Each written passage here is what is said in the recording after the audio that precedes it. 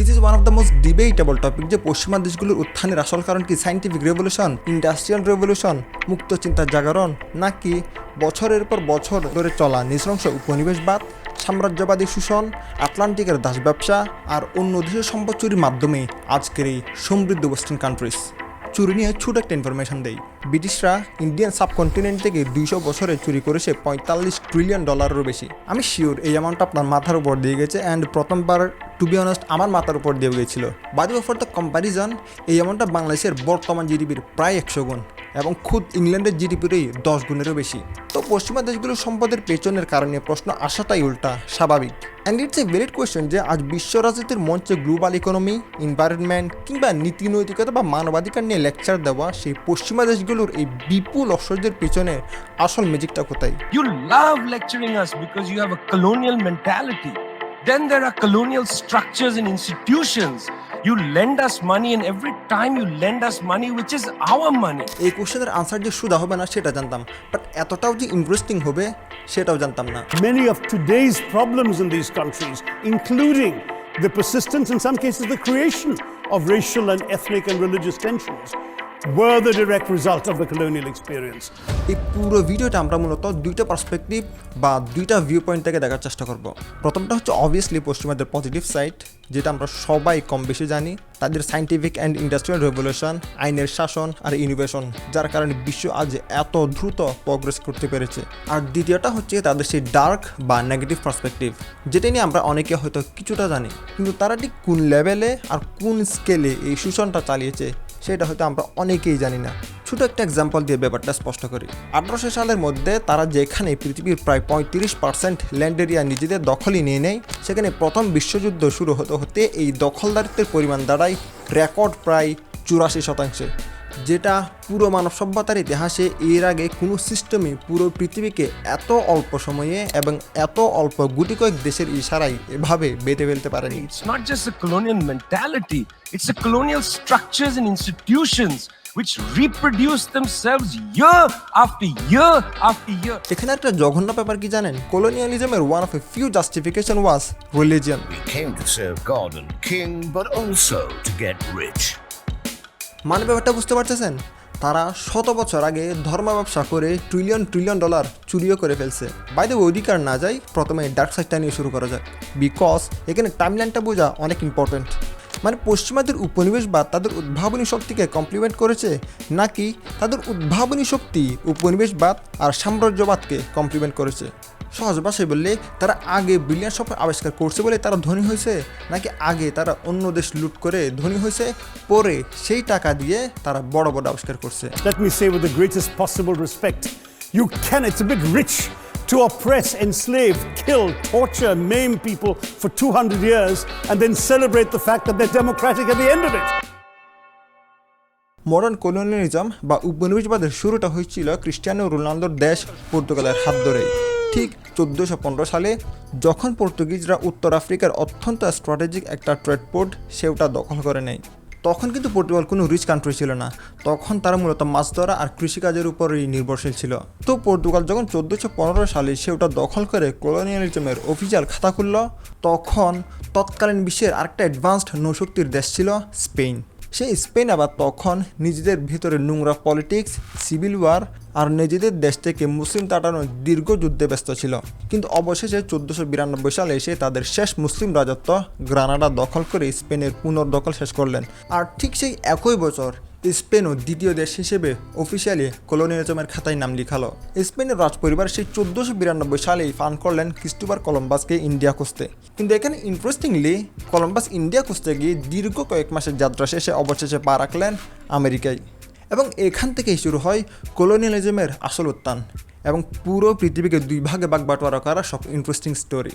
তৎকালীন বিশ্বের সবচেয়ে অ্যাডভান্সড দুই নৌশক্তির হাত ধরেই মূলত পৃথিবীর প্রথম কলোনিয়াল সাম্রাজ্যগুলোর উত্থান ঘটেছিল। তবে শুরুতে তাদের আসল উদ্দেশ্য কিন্তু কোনো দেশ বা টেরিটরি দখল করা ছিল না, বরং তাদের মূল লক্ষ্য ছিল বাণিজ্যের জন্য নতুন রাস্তা খোঁজা, মূল্যবান সব ধাতু অর্জন এবং ক্যাথলিক ধর্মের বিস্তার ঘটানো। কিন্তু এখানে স্পেনিশদের আমেরিকা আবিষ্কারের বিপত্তি বাতল 1479 সালে হওয়া এই দুই দেশের মধ্যে একটা চুক্তি, এবং শেষমেশ যা হওয়ার তাই হলো। বাণিজ্যের জন্য নতুন নতুন রাস্তা খোঁজা, আগের করা চুক্তি আর সোনা রূপা আর অন্যান্য রিসোর্সের লোভে এই দুই দেশের মধ্যে কম্পিটিশনটা একটা পর্যায়ে এতটাই হিংস্র এবং তীব্র হয়ে গিয়েছিল যে শেষমেশ নিজেদের মধ্যে রক্তক্ষয়ী যুদ্ধটাতে তারা পুরো পৃথিবীটাকে নিজেদের মধ্যে ভাগ করে নেওয়ার জন্য একটা চুক্তি সই করে ফেলেছিল। 1494 সালে করা সেই ট্রিটি অফ টরডেসিলিয়াসের মাধ্যমে আটলান্টিক মহাসাগরের উপর দিয়ে একটা কাল্পনিক রেখা টেনে দেওয়া হয়, যার এক পাশের অনাবিষ্কৃত সমস্ত ল্যান্ড বা এলাকা চলে যায় পর্তুগালের আন্ডারে আর অন্য পাশেরটা পায় স্পেন। জাস্ট একবার চিন্তা করেন, ইউরোপের মাত্র 2টা রাজপরিবার পুরো পৃথিবীকে একটা সাধারণ কাগজের উপর ডাক টেনে নিজেদের মধ্যে ভাগ বাটোয়ারা করে নিচ্ছে। শুরুর দিকের কলোনিয়ালিজমের পেছনে ইউরোপীয়দের মাইন্ডসেট বা মানসিকতা ঠিক কতটা ডোমিনেটিং আর আগ্রাসী ছিল তা এই একটা ঘটনা দিয়েই একদম পরিষ্কার হয়ে যায়। তবে পর্তুগাল আর স্পেনের এই একচেটিয়া রাজত্ব বা মনোপলি খুব বেশি দিন কিন্তু টিকেনি। 17 শতকে আসতে না আসতেই অফিসিয়ালি কলোনিয়ালিজমের খাতায় আরও নাম লেখালো ইউরোপের অন্যান্য পরাশক্তিগুলো। ইংল্যান্ড, ফ্রান্স আর নেদারল্যান্ডস তারা আটলান্টিক থেকে শুরু করে ভারত মহাসাগর পর্যন্ত সব জায়গায় পর্তুগিজ আর স্প্যানিশদের আধিপত্যকে সরাসরি চ্যালেঞ্জ করতে শুরু করে। যেমন 1607 সালে উত্তর আমেরিকায় ইংরেজরা তাদের প্রথম স্থায়ী বসতি গড়ে তোলে ভার্জিনিয়াতে। আর এরপর থেকেই ব্রিটিশদের কলোনি বানানোর স্পিড জাস্ট রকেটের গতিতে বাড়তে থাকে। বিশেষ করে 19 শতকে এসে ব্রিটিশ এম্পায়ার গড়ে ওঠে মানব ইতিহাসের সবচেয়ে বড় কলোনিয়াল সাম্রাজ্য হিসেবে, যা এক পর্যায়ে পুরো পৃথিবীর প্রায় 1/4 ল্যান্ড এরিয়া নিজেদের দখলে নিয়ে নেয়। এবং সেই সময় কিন্তু ব্রিটিশ সাম্রাজ্য নিয়ে একটা বিখ্যাত কথা ছিল, the sun never sets on the British Empire, যার সোজা বাংলা হলো ব্রিটিশ সাম্রাজ্যে কখনো সূর্যাস্ত যায় না। এবং এটা কিন্তু কোনো বাড়িওয়ালা কথা ছিল না, এটা ছিল এক চরম বাস্তবতা। কারণ গ্লোবাল ম্যাপে তাদের কলোনি বা দখলকৃত এলাকাগুলো এমনভাবে চারদিকে ছড়ানো ছিটানো ছিল যে পৃথিবীর এক পাশে যখন মাঝরাত, অন্য পাশের কোনো না কোনো ব্রিটিশ কলোনিতে তখন ঠিক ওই মাঝ আকাশে দিনের সূর্য থাকতো। ইতিহাসবিদরা সাধারণত 15 শতক থেকে 18 শতক পর্যন্ত এই সময়টাকে ইউরোপীয় উপনিবেশবাদের first wave of European colonialism বলে অভিহিত করেন, যার মূল ফোকাসটাই ছিল পুরো আমেরিকা মহাদেশ এবং এশিয়া ও আফ্রিকা উপকূলীয় এলাকাগুলোতে ব্যবসার ঘাঁটি তৈরি করা। আর এর চেয়েও ভয়াবহ, আগ্রাসী এবং হিংস্র সেকেন্ড ওয়েভটা এসেছিল 19 শতকে, যার শিকার হয়েছিল আমাদের এই ভারত উপমহাদেশ আর পুরো আফ্রিকা মহাদেশ। বাট দ্য কোশ্চেন ইজ, কেন ইউরোপের দেশগুলো একের পর এক দেশ দখল করার জন্য পাগল হয়ে উঠছিল? এর ডিরেক্ট আনসারটা আমাদের জন্য একেবারে পানির মতো পরিষ্কার। But the important part is, তার কোন স্কেলে কতটা অ্যাগ্রেসিভলি এই শোষণটা চালিয়েছে আর কোন স্ট্র্যাটেজি ফলো করেছে। একেবারে সহজ বাংলায়, কলোনিয়ালিজম বা উপনিবেশবাদ ছিল মূলত একটা পিওর ইকোনমিক প্রজেক্ট। সোনা, রূপা, মশলা, চিনি কিংবা তুলা যে কোনো উপায়ে অন্য দেশ থেকে এই মূল্যবান জিনিসপত্রগুলো নিজের দেশে নিয়ে এসে বিশাল প্রফিটে বিক্রি করাই ছিল তাদের একমাত্র টার্গেট। এখানে পশ্চিমাদের একটা বিশেষ ইকোনমিক ডক্ট্রিন বা অর্থনৈতিক তত্ত্ব মেনশন করা দরকার, যা প্রায় 200 বছর ধরে পশ্চিমাদের পুরো পলিসিকে কন্ট্রোল করেছিল, যাকে অর্থনীতিতে বলা হয় মার্কেন্টাইলিজম। এর মূল কথাই ছিল দুনিয়ায় সম্পদের পরিমাণ লিমিটেড, তাই যে দেশ যত বেশি সোনা রূপা সহ অন্যান্য মূল্যবান ধাতু জমা করতে পারবে সেই দেশ তত বেশি শক্তিশালী হবে। আর এই সম্পদ বাড়ানোর সবচেয়ে সহজ রাস্তাটা কী ছিল?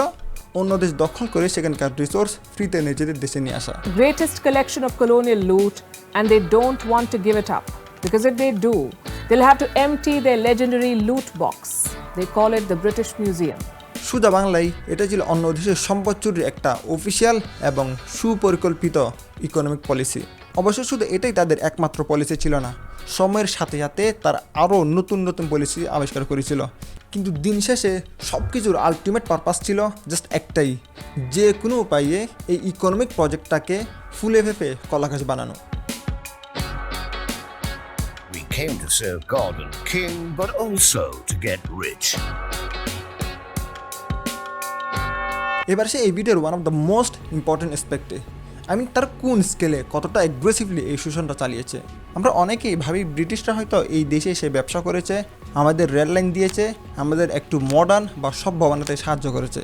কিন্তু কলম্বিয়া ইউনিভার্সিটি প্রেস থেকে প্রকাশিত বিখ্যাত অর্থনীতিবিদ উচ্চা পাটনায়কের গবেষণা এই পুরো বয়ানটাকে জাস্ট ধুলোয় মিশিয়ে দিয়েছে। তিনি দেখিয়েছেন 1765 থেকে 1938 সালের মধ্যে ব্রিটিশরা এই ইন্ডিয়ান সাবকন্টিনেন্ট থেকে যা চুরি করেছে, আজকের দিনে তার মূল্য প্রায় $45 trillion. Between 1765 and 1938, the British Isles stole $45 trillion from India. 45 trillion sterling from India. আমি জানি $45 ট্রিলিয়ন এই সংখ্যাটা প্রথমবার শুনলে বিশ্বাস করা কঠিন, বাট এই চুরির ভেতরে মেকানিজমটা জানলে আপনার মাথা জাস্ট আওলাই যাবে। চুরির প্রথম ধাপটা শুরু হয় ইস্ট ইন্ডিয়া কোম্পানির ট্যাক্স অ্যান্ড বাই স্কিমের মাধ্যমে। 1765 সালের আগে পরিস্থিতি কেমন ছিল সেটা জানলে একটু বুঝতে সহজ হবে। ব্রিটিশরা যখন এই দেশ থেকে সুতি কাপড়, চাল বা অন্যান্য জিনিসপত্র কিনত, তখন তারা সাধারণ যে কোনো দেশের মতোই পে করতো, আর সেই পেমেন্টটা তারা মূলত করতো মেইনলি সোনা রূপা দিয়ে। কিন্তু 1765 সালে ইস্ট ইন্ডিয়া কোম্পানি উপমহাদেশের নিয়ন্ত্রণ নেওয়ার পর এবং ভারতীয় বাণিজ্যের উপর একচেটিয়া আধিপত্য প্রতিষ্ঠা করার অল্প কিছুদিন পরেই ইস্ট ইন্ডিয়া কোম্পানি ভারতে কর আদায় করা শুরু করে এবং ট্যাক্স হিসেবে এই দেশের মানুষের কাছ থেকে যে টাকা আদায় করা হতো তারপরে 1/3 টাকা তারা এক পাশে সরিয়ে রাখতো, আর সেই সরিয়ে রাখা ট্যাক্সের টাকা দিয়েই তারা তাদের প্রয়োজনীয় জিনিসপত্র কিনত। মানে ক্যান ইউ ইমেজিন দ্যাট? মানে ইটস লাইক একটা চোর আপনার পকেট থেকে 100 টাকা চুরি করলো, এরপর আপনার দোকানের 50 টাকার জিনিস কিনে সেই চুরির টাকা থেকে আপনাকে 50 টাকা দিয়ে হাসি মুখে জিনিসপত্র নিয়ে চলে গেল। এখন আসি চুরির দ্বিতীয় ধাপে। 1858 সালে যখন ভারতের শাসনভার সরাসরি ব্রিটিশ রানের হাতে চলে যায়, তখন তারা এই চুরির উপর আরও একটা নতুন ফাঁদ যোগ করলো। ততদিনে কিন্তু ইস্ট ইন্ডিয়া কোম্পানির মনোবলি ভেঙে গেছে এবং ভারতীয় এক্সপোর্টারদের সরাসরি অন্য দেশের সাথে ব্যবসা করার পারমিশন দেওয়া হয়েছিল। কিন্তু ব্রিটিশরা এখানে দেখলো ভারতীয়রা যদি সরাসরি বহির্বিশ্বের সাথে ব্যবসা করে সোনা রূপা নিজেদের দেশে নিয়ে আসে, তবে তো এখানকার সাধারণ মানুষজন ধনী হয়ে যাবে, আত্মনির্ভরশীল হয়ে যাবে। এটা কীভাবে হতে দেওয়া যায়? এই চুরের দল তো চায় না এখানকার সাধারণ মানুষ আত্মনির্ভরশীল হোক। তাই তারা এক অদ্ভুত নিয়ম চালু করলো। বহির্বিশ্বের কোনো বায়ার বা ক্রেতা যদি ভারত থেকে সরাসরি কোনো জিনিসপত্র কিনতে চায়, তাহলে তাদেরকে সরাসরি সোনা রূপা দিয়ে পেমেন্ট করলে চলবে না। তাদের প্রথমে লন্ডনে গিয়ে ব্রিটিশ সরকারের কাছ থেকে সোনা বা রূপা দিয়ে একটা বিশেষ ধরনের টোকেন কিনতে হবে, যেই টোকেনের নাম ছিল কাউন্সিল বিল। এরপর সেই কাউন্সিল বিল বায়াররা পাঠিয়ে দিত ভারতীয় এক্সপোর্টারদের কাছে, আর ভারতীয় এক্সপোর্টাররা যখন এই কাউন্সিল বিল নিয়ে লোকাল কোনো কলোনিয়াল অফিসে যেত, তখন তাদেরকে পে করা হতো ইন্ডিয়ান রুপি দিয়ে। কিন্তু এখানে টুইস্টটা কোথায় জানেন? এই রুপির ফান্ডটা আসতো সেই দেশেরই ট্যাক্সের টাকা থেকে। তার মানে বহির্বিশ্বের অন্যান্য দেশ ভারতকে সোনা রূপা দিয়ে যেই পেমেন্টটা করেছিল, সে আসল সোনা রূপা চিরকালের জন্য জমা হয়ে থাকতো লন্ডনে, আর এই দেশের মানুষ নিজের জিনিসপত্র বেচে দিন শেষে নিজের জমানো ট্যাক্সের টাকায় ফেরত পেত। The British came to one of the richest countries in the world, accounting for 27% of global GDP in 1700, 23% in 1800, and over 200 years of exploitation, depredation, loot and destruction reduced it to a poster child for third world poverty. এখানে সবচেয়ে বড় ট্র্যাজেডিটা কি জানেন?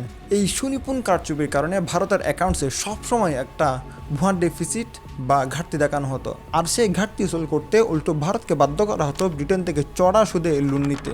এভাবেই ঋণের এক পৈশাচিক চক্রে আটকে পুরো ভারতকে নিঃস্ব করে দেওয়া হয়েছিল।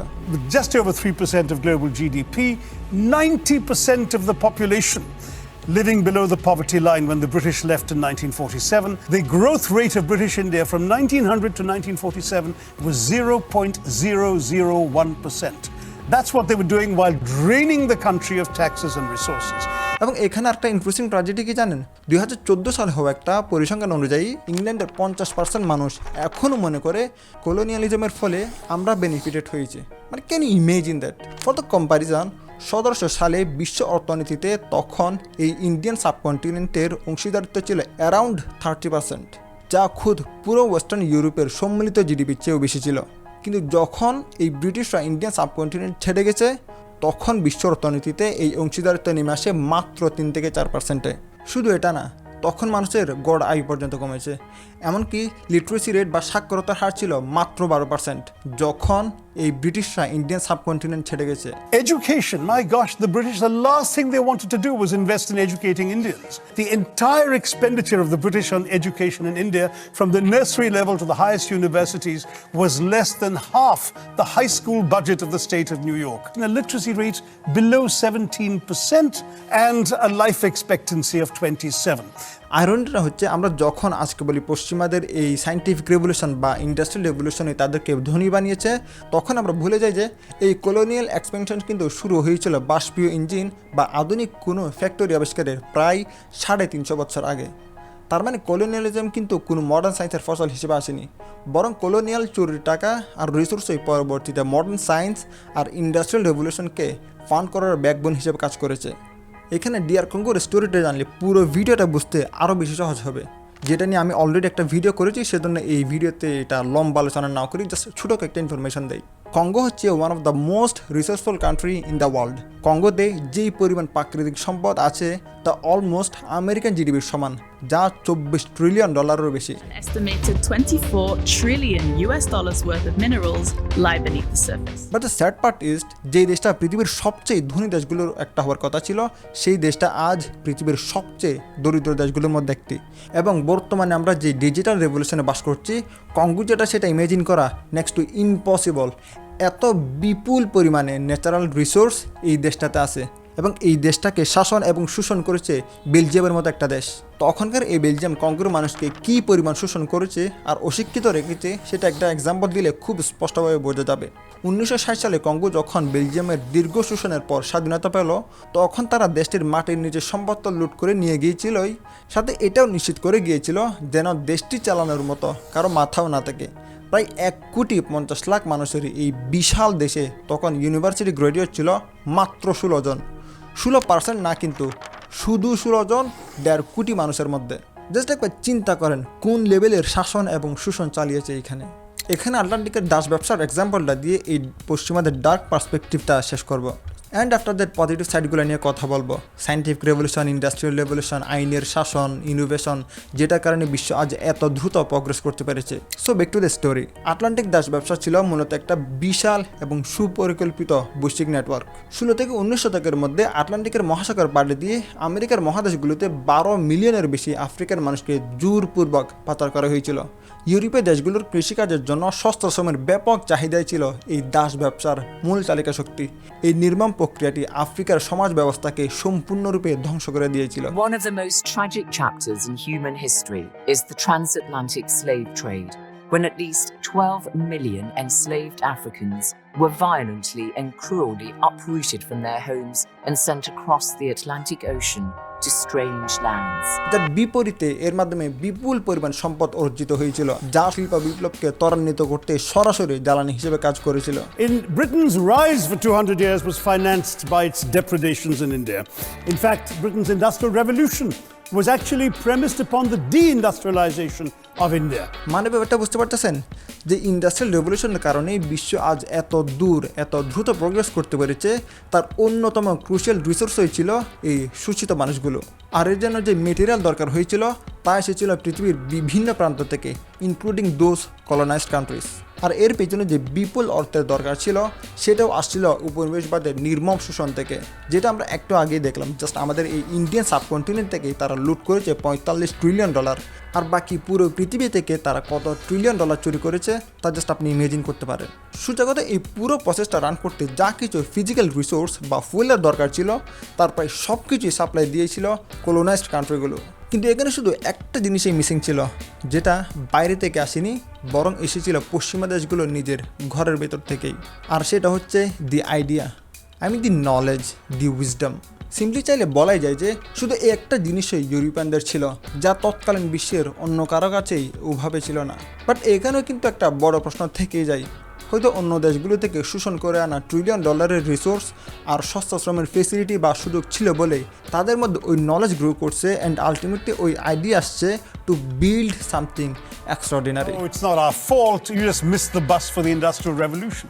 Well, we missed the bus because you threw us under its wheels, is what I tell the Brits. I mean, the fact is... কিন্তু দিন শেষে যেহেতু এটাই আমাদের রিয়েল হিউম্যান হিস্ট্রি, তাই অবশ্যই তাদের সেই সায়েন্টিফিক ব্রিলিয়ান্সকে অ্যাকনলেজ করতে হবে অ্যান্ড অ্যাপ্রিশিয়েট করতে হবে। So let's talk about the positive point of view of the western countries.